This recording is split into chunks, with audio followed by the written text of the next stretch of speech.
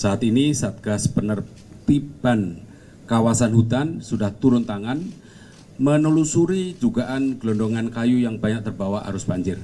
Pemerintah terus menelusuri pihak-pihak yang diduga melakukan pelanggaran melalui analisis citra satelit.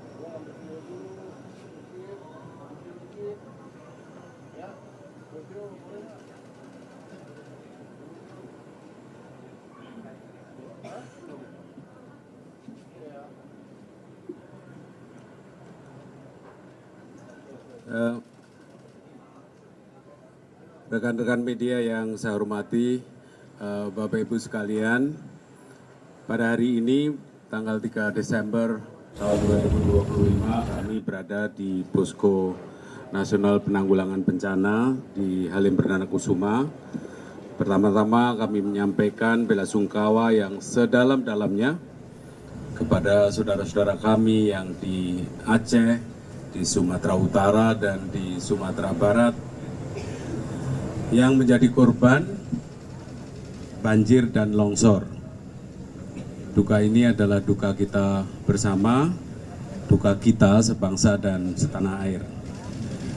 Pada kesempatan ini, sesuai instruksi dari Bapak Presiden, kami ingin menyampaikan update kondisi terkini dan upaya yang telah pemerintah lakukan untuk memastikan penanggulangan bencana terus berjalan secara cepat, efektif, dan responsif. Pada hari Senin tanggal 1 Desember yang lalu, Bapak Presiden telah meninjau secara langsung ketiga provinsi terdampak untuk memastikan negara hadir dan tidak meninggalkan masyarakat sendirian dalam situasi segenting ini.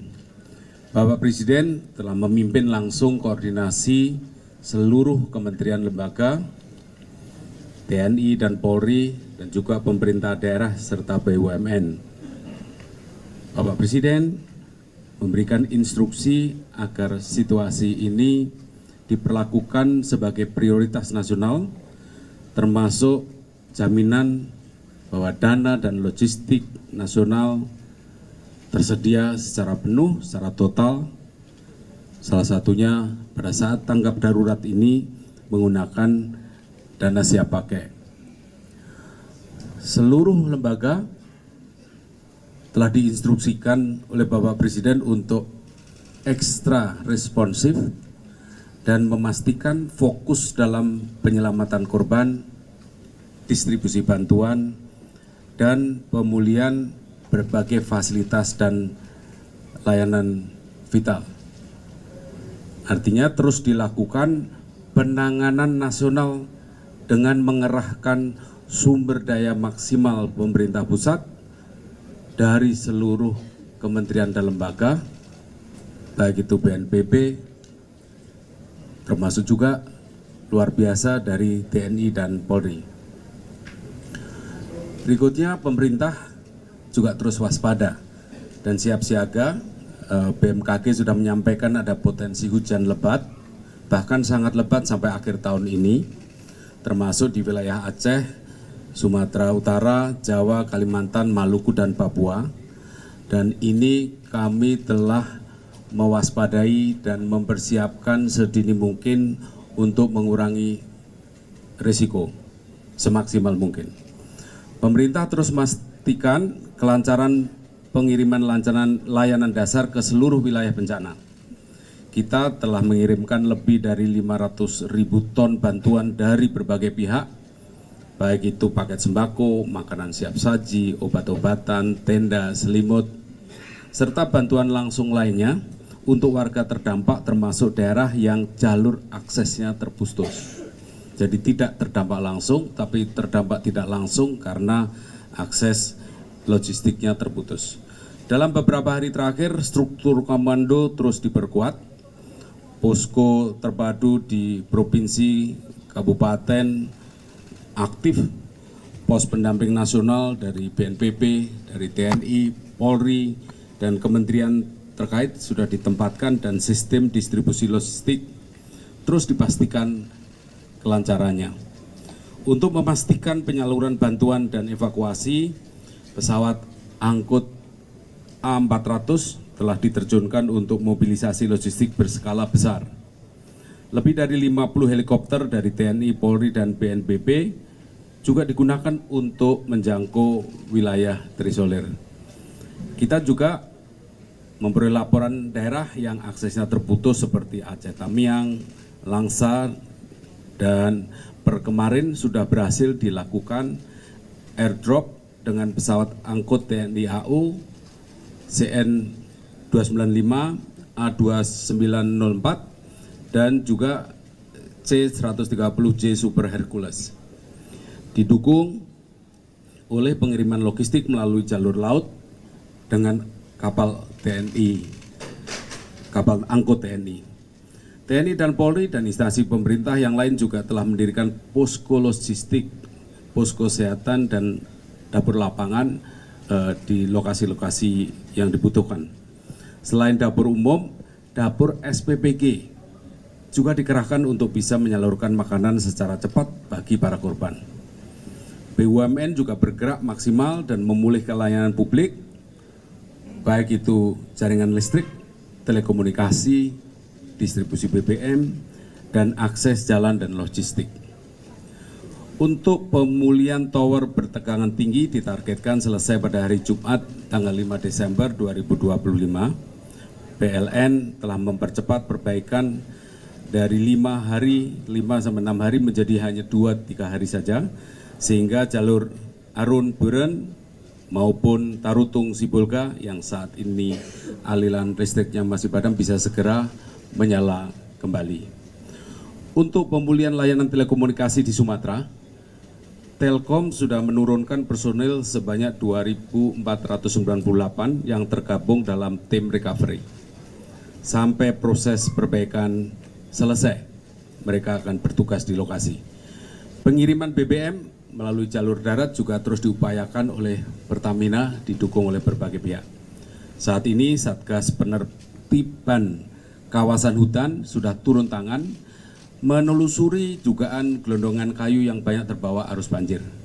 Pemerintah terus menelusuri pihak-pihak yang diduga melakukan pelanggaran melalui analisis citra satelit. Untuk fase tata kelola rehab rekon juga sudah dikoordinasikan. Lead agency untuk fase tanggap darurat sekarang ini tetap BNPB. Fase rehab rekon telah mulai dipersiapkan. Targetnya dalam 100 hari dan timeline 1 tahun disiapkan agar publik dapat mengawasi capaian secara terukur. Fokus pemerintah bukan hanya membagi bantuan logistik seperti beras dan mie instan, tapi menjaga semua warga agar punya harapan untuk membangun kembali kehidupannya. Kami juga menyampaikan permohonan maaf apabila dalam upaya penanganan banjir dan longsor di Aceh, Sumatera Utara, dan Sumatera Barat ini masih terdapat kekurangan. Tapi instruksi dari Bapak Presiden sudah sangat jelas, kita harus mengerahkan seluruh sumber daya dari pemerintah pusat, seluruh KL, TNI, Polri, BNPB, agar setiap jam, setiap menit ada perbaikan, percepatan, dan peningkatan respon terhadap kebutuhan masyarakat. Kami juga ingin menyampaikan apresiasi solidaritas dari seluruh warga negara Indonesia yang ikut berkontribusi untuk membantu sesama anak bangsa. Marilah kita berikan juga apresiasi bagi seluruh petugas dan relawan yang berjibaku di tengah lapangan untuk menyelamatkan para korban dalam situasi yang sangat-sangat tidak mudah.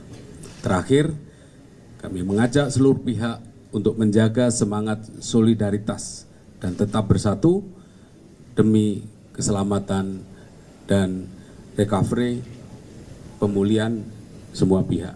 Saya kira itu yang bisa kami sampaikan atas nama bapak-bapak yang ada di sini. Terima kasih. Ada, oke, 3 pertanyaan aja. Ya, coba silakan. Ya, kemana ini? Oke, yuk, gimana?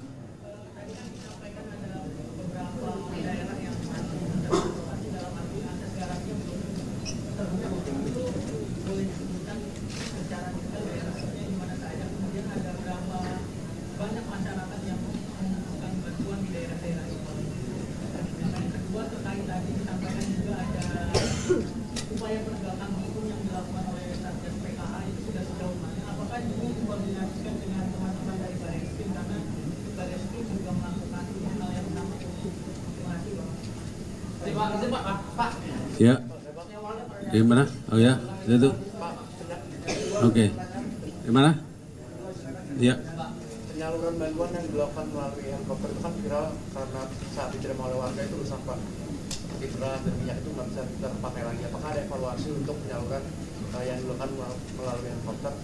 Dan yang kedua soal kemarin ada warga yang menjarah minimarket dan ditahan oleh kepolisian. Apakah itu memang langkah yang dibutuhkan atau harus dilakukan oleh kepolisian mengingat warga itu menjarah karena sedang terhimpit bantuan yang tak kunjung datang?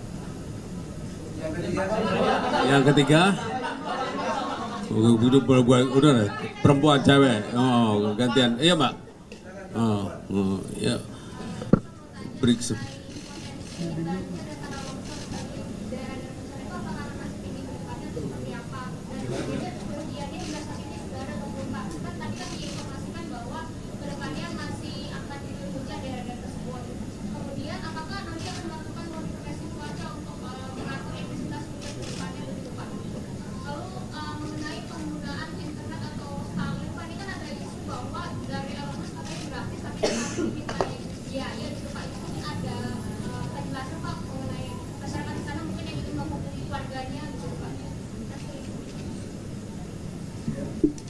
Oke, terima kasih. Jadi Bapak Ibu sekalian ada beberapa pertanyaan. Yang pertama dari penanya pertama, daerah mana yang belum terhubung, yang kedua upaya penegakan oleh PKH, pertanyaan kedua penyaluran via heli yang rusak itu bagaimana, dan pelakuan terhadap yang tadi disebutkan kalimat Anda menjarah itu seperti apa. Kemudian yang pertanyaan ketiga, kerugian di daerah longsor sudah dihitung atau belum, modifikasi cuaca apakah dilakukan, Starlink itu butuh biaya nanti. Jadi mungkin sepintas kami sampaikan yang kaitannya Anda sebut tadi menjarah.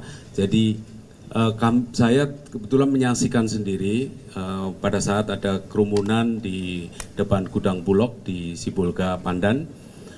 Itu kemudian justru masyarakat berkumpul, terus kemudian dibagi dengan beras 5 kiloan. Jadi dalam situasi seperti ini, pemerintah berusaha untuk meringankan beban masyarakat. Jadi karena masyarakat butuh, ya waktu itu terus langsung 1 orang dikasih 1 galon. Artinya apa? Sebetulnya yang terjadi waktu itu di Sibolga itu adalah pemberian bantuan kemudian bisa berjalan dengan baik. Yang awalnya memang berkerumun, kemudian sudah bubar. Dari Bapak Ibu yang lain, saya persilahkan mungkin dari TNI, Polri.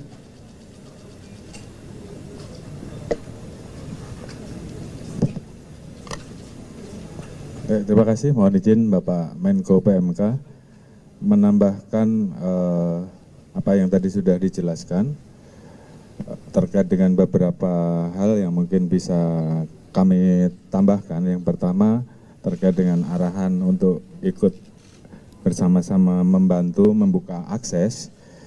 Mungkin perlu kita informasikan bahwa saat ini khusus Aceh yang memang saat ini terdampak paling luas, saat ini sudah dapat diakses dengan kapal laut di 6 wilayah: Lok Sumawe, Biren, Aceh Utara, Aceh Timur, Langsa, Aceh Tamiang. dapat diakses dengan truk jalur darat terdapat 8 wilayah, Pidi Jaya, Aceh Barat, Aceh Nagan, Aceh Selatan, Aceh Singkil, Sepulus, Salam. Kemudian yang dapat diakses dengan udara saat ini 4 wilayah, yaitu Aceh Tenggara, Takengon, Gayulus, Aceh Tenggara, dan Bener Meriah. Pada prinsipnya untuk tahap awal bantuan logistik ini sudah bisa disalurkan sampai di tingkat kecamatan, itu yang pertama. Kemudian yang kedua, tadi ada pertanyaan terkait dengan masalah penegakan hukum, terkait dengan masalah temuan kayu gelondong yang sudah terkelupas. Kami secara lisan sudah berkoordinasi dengan Menteri Kehutanan dan besok kami akan melaksanakan rapat bersama untuk menurunkan tim gabungan untuk melakukan proses penyelidikan, pendalaman terkait dengan peristiwa yang terjadi. Tentunya apabila ada pelanggaran hukum kita akan proses. Kemudian terkait dengan bantuan airdrop tadi, memang kemudian dilakukan evaluasi, yaitu dengan memberikan siling atau kemudian membungkus dengan lebih kuat, dan tingkat ketinggiannya pun kita turunkan untuk supaya logistik yang disalurkan lewat airdrop tetap terjaga. Kemudian terkait dengan tadi adanya informasi penjarahan bahwa sampai saat ini sudah tidak ada lagi yang diamankan, semuanya kita lepas. Jadi kita juga paham bahwa saat itu mereka hanya membutuhkan logistik, makanan, dan saat ini semuanya sudah dilepas. Terima kasih. Pak Panglima, Pak Kasat. Untuk wilayah yang tidak bisa dijangkau oleh darat, TNI sudah melaksanakan pengiriman lewat udara, yaitu menggunakan sistem helibox. Jadi barang itu dijatuhkan dari pesawat dalam bentuk box-box yang pakai baling-baling sehingga pada saat ke tanah tidak hancur. Kemudian juga menggunakan payung udara, itu di dropnya lewat Hercules C-130. Kemarin sudah dilaksanakan di Aceh Tamiang, kemudian hari ini juga akan kita laksanakan sistem drop CDS, Carry Delivery System, yaitu menggunakan pesawat CN dan Hercules.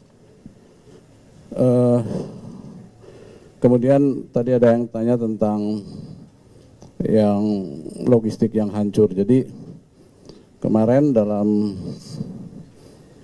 pemberian bantuan, memang saya tekankan kepada prajurit TNI untuk tetap menjaga keamanan personil dan alutsista, yaitu pesawat yang digunakan. Karena di Padang ada personil TNI tiga personil, dua dari POM, satu Babinsa. Pada saat membantu penanganan bencana terbawa arus, beberapa hari ditemukan dalam keadaan meninggal dunia. Sehingga saya tekankan bahwa dalam penanganan perbantuan agar tetap menjaga keamanan personil dan alutsista yang digunakan. Nah, pada saat kemarin heli mau mendarat, di situ ada kabel, sehingga diputuskan oleh pilot barang itu tetap di drop, walaupun mungkin ada beberapa beras yang tercecer, tapi daripada dibawa lagi ke pangkalan udara, lebih baik di drop dan bisa dimanfaatkan oleh masyarakat. Terima kasih. Silakan, Pak Kasat. Terima kasih, Pak. Tadi memang sudah dijelaskan tentang dropping, jadi heli itu tidak bisa mendarat dimanapun. Jadi harus landasannya harus siap. Jadi karena kondisi bantuan harus diberikan, kita coba untuk dilempar. Setelah ada yang pecah kita evaluasi lagi, sekarang kita berupaya sampai sekarang tidak terjadi lagi sudah. Terus yang kedua tentang Starlink, itu memang peralatan kami dari Kemhan dan kami juga memang pulsanya kan belum tahu siapa yang mau bayar. Jadi itulah kondisinya, tapi semangat kami untuk membantu, kami kirimkan berpuluh Starlink ke daerah bencana. Terus selanjutnya juga tentang penjarahan, memang mereka mungkin resah, takut tidak dapat makan, tapi sekarang kami sudah terjunkan anggota ke daerah-daerah belum terakses, sehingga mereka bisa mengatur masyarakat di sana dan kami kirim secara fast roping anggota-anggota itu di sana. Inilah kita langsung merasakan gunanya batalon-batalon TP. Jadi mereka sekarang yang banyak bergerak di daerah-daerah bencana untuk membantu masyarakat. Untuk jalur nanti kami sudah menyiapkan jembatan Beli. Paling lambat hari Jumat akan berangkat 8 set. Mudah-mudahan ini bisa menghubungkan beberapa daerah yang kritis. 8 set. Jadi pemasangan mungkin sekitar 5 sampai 1 minggu perjalanan, 2 minggu mudah-mudahan bisa sudah terpasang. Saya kira itu dari Angkatan Darat. Terima kasih. Mohon izin, kami dari Angkatan Laut mengerahkan 7 KRI saat ini yang sudah beroperasi dan terdiri dari 2 kapal rumah sakit. Rencana akan nanti standby di Lok Semawe. Sebelumnya akan mampir di Aceh Tamiang. Kemudian ada 1 kapal rumah sakit lagi di Sibolga. Kemudian nantinya mungkin akan ditambah 1 KRI lagi, yaitu kapal tanker KRI Bontang untuk mendukung bahan bakar di mana banyak daerah yang memerlukan bahan bakar untuk diesel generator. Kemudian untuk unsur udaranya yang on board ada 5 helikopter dan satu fixed wing, akan ditambah 1 lagi fixed wing, 2 kasa untuk airdropping. Mungkin itu sebagai tambahan dari Angkatan Laut. Terima kasih. Mohon izin saya menambahkan Pak Menko bahwa saya hanya menambahkan kegiatan OMC yang dilakukan. Memang ini leading sektornya adalah BMKG dengan BNPB. Hanya saya menjelaskan bahwa sudah ada 5 pesawat karavan yang disiapkan oleh BNPB setiap hari melaksanakan OMC. Alhamdulillah hujan sudah mulai berkurang dan ini terus kita laksanakan ke depannya. Itu saja tambahannya Pak. Terima kasih. Pak Mendagri, saya persilakan. Baik, rekan-rekan izin menambahkan, pertama mengenai masalah logistik ya. Logistik ini kalau untuk beras, itu sebetulnya di gudang-gudang persediaan beras kita kan relatif cukup. Karena dari 1,3 juta ton dari bulan Agustus lalu yang cadangan di Bulog yang harus dikeluarkan tuh sampai dengan Desember untuk beras SPHP itu masih ada yang baru keluar kira-kira 800.000 sampai 900.000 ton. Artinya cadangan masih ada 600.000 ton. Nah, saya waktu itu di Lok Semawe kita berusaha, ini kan daerah terkunci karena jalan-jalan putus, jembatan putus, beras sudah menipis. Nah, kemudian kita mau mencoba untuk nyari beras dari Medan atau dari Riau dan kemudian dari Banda Aceh. Tapi setelah saya datang ke Lok Semawe ternyata ada di gudang Bulog 28.000 ton untuk konsumsi Lok Semawe, Aceh Utara, Biren yang tiga-tiganya terkunci. Dan jadi sebetulnya nggak perlu ngambil beras ke tempat lain, itu cukup untuk 9 bulan itu. Nah sehingga akhirnya mereka bisa mengeluarkan ada namanya beras bencana. Itu bisa dikeluarkan unlimited. Sepanjang ada surat permintaan dari kepala daerah dan kemudian kepada Kepala Badan Pangan Nasional, Pak Mentan, Pak Amran. Dan setelah itu dieksekusi oleh Bulog. Nah, alhamdulillah kami sudah koordinasi dengan Bapak Mentan, Pak Amran, terima kasih sebagai Kepala Badan Pangan Nasional. Beliau hanya memerlukan surat saja dan suratnya cukup dengan menggunakan soft copy WA, WhatsApp. Setelah itu Pak Mentan langsung akan memforward kepada Dirut Bulog Pak Rijal, kita ada koordinasi juga, dan Pak Rijal akan sudah Zoom meeting dengan seluruh daerah yang terdampak. Jadi tolong rekan-rekan kepala daerah, banyak nggak tahu ini mungkin, rekan-rekan kepala daerah yang terdampak, ya tolong lihat kondisi cadangan yang ada di gudang Bulog. Kalau seandainya itu ada, tinggal buat surat saja kepada Kepala Badan Pangan Nasional Bapak Amran, melalui WhatsApp bisa, kalau enggak melalui saya juga bisa. Nanti saya forward kepada Pak Amran, dan setelah itu nanti langsung kepada Bulog. Bulog akan langsung mengeksekusi. Jadi sepanjang ada surat itu langsung dieksekusi hari itu juga. Dari pengalaman kasus Lok Semawe itu hanya kurang dari 24 jam 100 ton langsung dikeluarkan oleh Bulog, dan itu sangat membantu sekali. Demikian juga yang ada persediaan minyak. Saya tahu bahwa minyak juga ada problem. Jadi minyak juga sama kalau menggunakan mekanisme yang sama, yaitu persediaan minyak kita yang ada di Bulog ya, gudang Bulog. Yang kedua, untuk saya tahu di daerah-daerah juga selain pangan dan pakaian, itu adalah BBM. BBM saya kira Pak SDM sudah langsung, Pak Balil turun bersama Pertamina, SKK Migas, semua bergerak untuk memetakan daerah-daerah yang kurang dan segera melakukan supply. Karena daerah-daerah yang terisolir terutama mereka sangat membutuhkan sekali, baik untuk genset maupun untuk kendaraan. Kalau minyak, saya datang waktu di PD Jaya, itu ada pompa bensin yang tutup karena sudah habis. Yang ada pun panjang sekali antriannya. Tapi setelah diturun dari Pertamina, kemudian dari instruksi dari Menteri SDM Pak Balil, itu sudah berkurang ya, karena adanya dropping.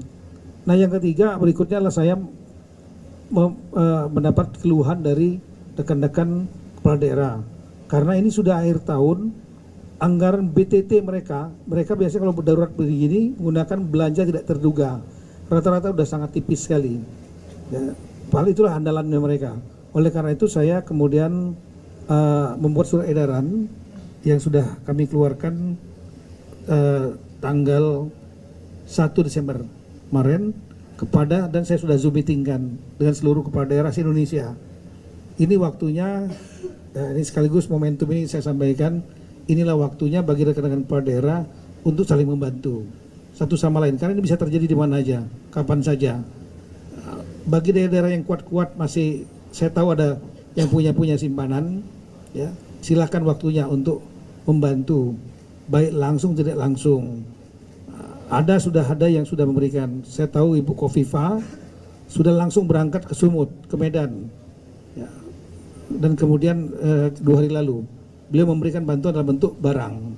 Kemudian yang di Gubernur Bengkulu juga sudah melalui Basnasnya itu 3 miliar sudah diberikan kepada daerah terdampak.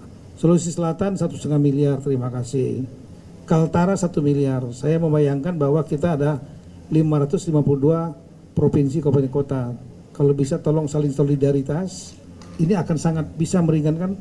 Dengan surat edaran yang kami buat Mendagri tanggal 1 Desember itu menjadi payung hukum bagi rekan-rekan kepala daerah untuk bisa menghibahkan langsung, mentransfer langsung hibah dengan dasar surat edaran itu. Jadi saya mohon maaf, momentum ini saya mohon kepada rekan-rekan kepala daerah kita saling solidar satu sama lain. Kemudian yang terakhir, kami juga sudah dengan izin dan sudah saya sampaikan kepada Pak Menseknek, Pak Mensekap, kemarin tanggal 1 Desember kami melaksanakan rapat koordinasi dengan sejumlah kementerian lembaga. Yang kita antisipasi adalah satu bencana, termasuk juga Natal dan Tahun Baru yang tidak lama lagi. Ya, ada unsur di situ selain potensi bencana, kemudian transportasi, keamanan, kemudian juga demand terhadap pangan akan tinggi, selain masalah mobilitas masyarakat untuk berlibur atau merayakan Natal dan Tahun Baru dengan seluruh Forkompinda. Jadi saya mohon kepada rekan-rekan jajaran Forkompinda, mohonlah untuk segera melakukan konsolidasi, karena kami sudah sampaikan kemarin, lakukan rapat konsolidasi seluruh provinsi, kabupaten kota, Forkompinda untuk memetakan persoalan-persoalan termasuk persoalan-persoalan bencana dan antisipasinya di wilayah masing-masing. Kami kira itu, terima kasih. Menutup Pak Seksa, silakan. Izin Pak Menko dan Bapak-Bapak sekalian, saya izin sedikit menambahkan 2 poin sekaligus menjawab tadi beberapa pertanyaan. 1, update terkait mengenai Aceh Tamiang. Jadi laporan dari TNI, Polri, BNPB, kemudian beberapa kali kami menghubungi Bupati Aceh Tamiang, Pak Armia Fahmi. Intinya adalah tanggal 2 Desember lalu jalur darat yang sebelumnya terputus sudah tersambung. Kemudian seluruh truk bantuan yang dari Medan menuju Aceh Tamiang sejak kemarin dan khususnya hari ini sudah bisa berjalan melalui Medan ke Aceh Tamiang. Perjalanan sekitar mungkin 3 jam.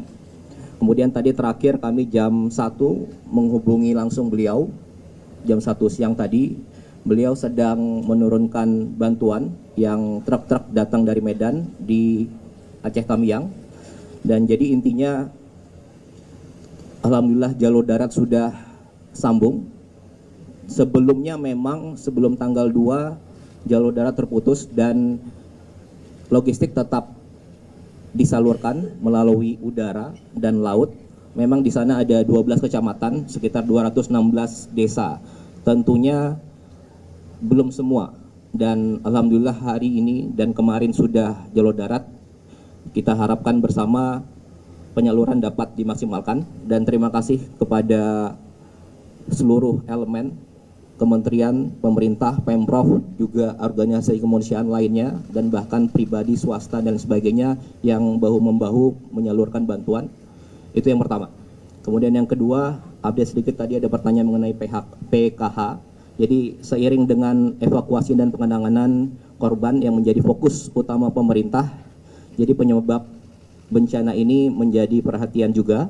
Dan selain faktor cuaca yang ekstrim tentunya, ada faktor kerusakan lingkungan yang memperparah bencana. Dan ini terus ditelusuri secara serius. Dan seiring dengan evakuasi dan penanganan sebagai fokus utama, pemerintah melakukan evaluasi dan investigasi secara menyeluruh terkait bencana ini. Oke, terima kasih. Terima kasih.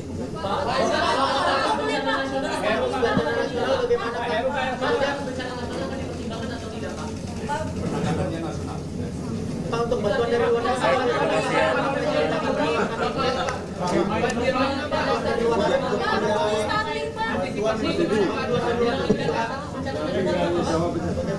Paling gratis ya gitu.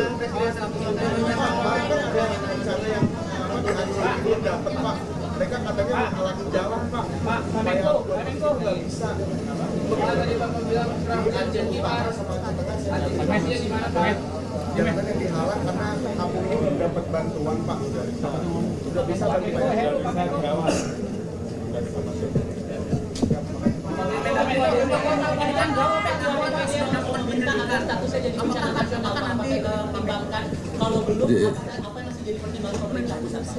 Jadi yang saat ini terjadi adalah seluruh kementerian dan lembaga diperintahkan oleh Bapak Presiden termasuk TNI, Polri, ya, BNPB dan semua komponen untuk mengerahkan sumber daya yang ada semaksimal mungkin menangani bencana di Sumatera ini. Jadi sekali lagi ini penanganannya benar-benar penanganan full kekuatan secara nasional, begitu. Pak Mensesnek kalau mau tambahkan.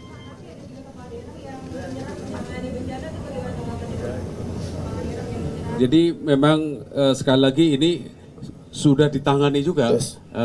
Tim kan pusat kan sudah mengerahkan ke sana. Ya, saya izin menjelaskan dikit untuk mengenai 3 kepala daerah yang menyatakan menyerah. Bukan menyerah total, bukan. Mereka tetap bekerja semampu mereka. Tapi ada yang mereka nggak mampu. Tolong bagi Bapak Ibu yang ngikutin betul ke lapangan, contoh misalnya Aceh Tengah, terkunci, jalan semua terkunci. Karena longsor, ada jembatan putus, dari utara, dari Lok Sumawai putus, dari selatan juga putus. Mereka tetap bekerja, cuma dengan kemampuan yang ada. Tapi ada hal yang mereka nggak mampu, yaitu harus ada tambahan makanan, lain BBM, dropping dari udara. Dia nggak punya pesawat. Dan kemudian yang kedua adalah jalan-jalan yang putus tadi kan perlu ada longsor, perlu alat berat. Dia nggak punya kemampuan. Nah di situ sebenarnya mereka minta itu. Dan dari pemerintah pusat mau nyerah mau enggak, kita menilai sendiri, kita akan dukung dari hari pertama sepenuhnya. Saya kira itu. Makasih.